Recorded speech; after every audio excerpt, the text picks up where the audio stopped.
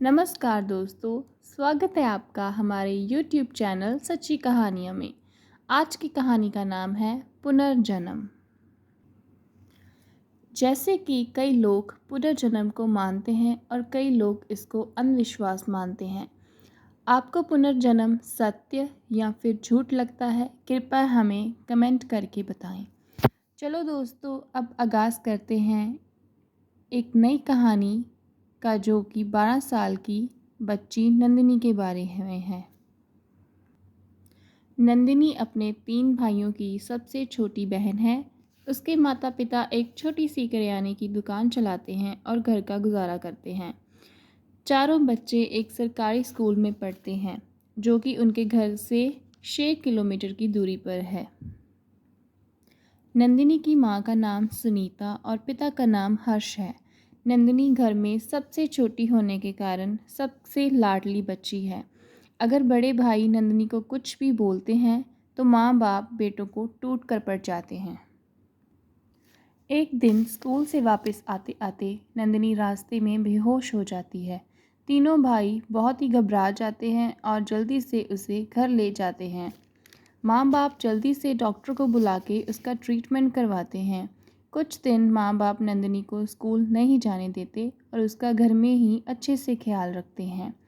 एक हफ्ते के बाद फाइनली उसको स्कूल भेजते हैं। माँ बाप कुछ ही दिनों में नंदिनी में अलग सा बिहेवियर नोटिस करते हैं। माँ बाप नंदिनी से बात करने की कोशिश करते हैं, लेकिन नंदिनी उनसे बात नहीं करती। इस बात से माँ बाप बहुत चिंतित होते हैं। वो सोचते हैं कि रिकवरी के बाद उसका मूड सही नहीं रहता, इसलिए वो नंदिनी को थोड़ा सा टाइम देते हैं। 1 महीना गुजर जाता है, लेकिन नंदिनी नॉर्मल नहीं होती। एक दिन जब सारा परिवार इकट्ठा होकर खाना खा रहा था, तो नंदिनी ने अचानक अपने बाप को बोला कि उसका नाम नंदिनी नहीं है। ये सुनकर सारा परिवार हंस पड़ता है। नंदिनी गुस्से में बोलती है कि वो नंदिनी नहीं, रेशमा है। ये सुन के फैमिली दंग रह जाती है। इतने में माँ बोलती है, ठीक है बेटा, आज से तुम्हारा नाम रेशमा। नंदिनी वहाँ से उठकर बाहर चली जाती है। माँ उसके पीछे जाकर उससे बात करना चाहती है, लेकिन नंदिनी बात नहीं करना चाहती। अब सुनीता बहुत ही ज़्यादा चिंतित हो पड़ी। अगले ही दिन सुनीता को रास्ते में नंदिनी की एक फ्रेंड मिलती है और वो नंदिनी की माँ से पूछती है कि अभी रेशमा कैसी है। यह सुन के नंदिनी की माँ हैरान होती है, क्योंकि वो नंदिनी को रेशमा क्यों बुला रही है। नंदिनी की फ्रेंड सुनीता को बताती है कि नंदिनी कुछ हफ्तों से स्कूल में अजीब सा बिहेवियर कर रही है। उसने ये बताया कि नंदिनी का नाम नंदिनी नहीं बल्कि रेशमा है। उसने डीएवी कॉलेज से एमबीए कर रखा है और वो उसी कॉलेज की प्रोफेसर है। ये सुन के सुनीता जल्दी से घर पहुंचती है और नंदिनी से प्यार से बात करती है और उससे रेशमा के नाम के बारे में पूछती है। तभी नंदिनी एक स्टोरी बताती है। वो कहती है कि माँ, मेरा नाम रेशमा है और उसकी शादी हो चुकी है सुनील नाम के लड़के के साथ। उसने डीएवी कॉलेज से मास्टर्स की है और वहीं पे प्रोफेसर है। ये सब सुन के सुनीता बोलती है कि बेटा, तुम अभी छोटी हो, अभी तुम्हारी शादी नहीं हुई। नंदिनी बोलती है कि उसकी 22 वर्ष में शादी हुई थी सुनील नाम के लड़के के साथ, जो कि यहाँ से 40 किलोमीटर गांव में रहता है, और उनको गांव का नाम भी बताती है। माँ कुछ भी समझ नहीं पाती और उसे चुप होने के लिए बोलती है। नंदिनी अभी चुप नहीं होती और अपने बाप को बोलती है कि वो उससे गांव लेके चले जाएं।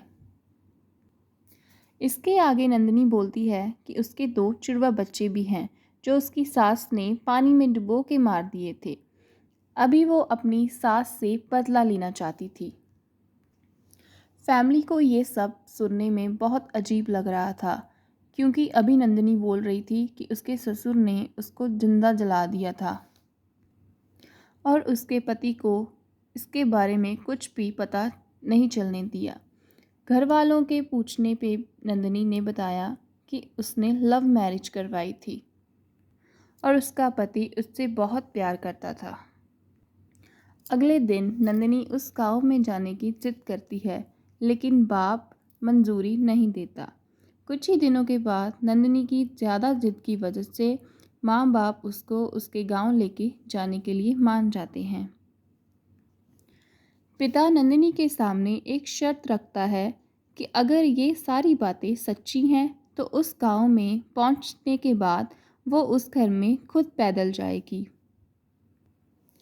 उस गांव में पहुंचने के बाद नंदिनी पैदल चलना शुरू हो जाती है और बहुत ही खुशी से अपने बाप को गांव का परिचय करवाती है। ये सब देखकर माता पिता बहुत ही हैरान हो रहे थे। इतने में ही साइकिल पे एक बूढ़ा आदमी आ रहा था, जिसे देख के नंदिनी बोलती है, कैसे हो बिशन चाचा। वो बूढ़ा आदमी बोलता है कि माफ़ करना बेटा, मैंने तुम्हें पहचाना नहीं। इतने में नंदिनी बोलती है कि बिशन चाचा, मैं आपकी बहू रेशमा। वो बूढ़ा आदमी मुस्कुराया और बोला, बेटा रेशमा को गुजरे हुए तो 12 वर्ष हो चुके हैं और उसके पति ने खुदकुशी करके अपनी जीवन लीला ख़त्म कर ली थी। इतने में नंदिनी रोने लगती है। ये सुन के बाप हैरान हो जाता है कि अभी उनकी बच्ची भी 12 वर्ष की हुई है। नंदिनी भागती हुई अपने घर की तरफ बढ़ती है और एक बूढ़े माँ बाप को उस घर में पाती है।